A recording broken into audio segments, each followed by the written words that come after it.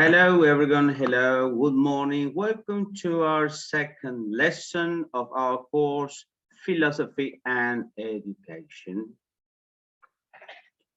All right, last class, we did about why philosophy, why should we attend a philosophy course? Bear in mind that you are at the very last stage of your career and it may, let's say, it may not have any sense to you. We discussed about it. We chose some Greek concepts and we worked on the glossary. Very good for this. Happy with the results. I was reading your productions. Nice and good. And but today we're going to do something different. All right, let's see. It seems to be that there is a natural instinct, something that flows out from our internal being, and it pushes forward on and on for finding out where do we come from, who are or who were our ancestors, our forefathers. We wish to know our origins.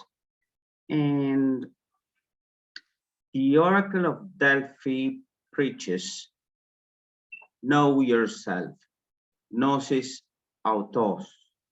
You can see it on the screen in the left-hand side in the original Greek, and the right-hand side in modern English. And the society we live in is the result of the social practices. They were evolving as time went by. And what I'm going to propose now to you is that we go on reverse. We go on the way back as if we were at these very beginnings of societies. And one of the first questions I would like you to ask yourself is, why the man lives in society? Why does he need to live in society? Why don't we live in isolation, for example? Why don't we live in complete ostracism? What would happen if we lived in ostracism? Okay, next you will find a forum.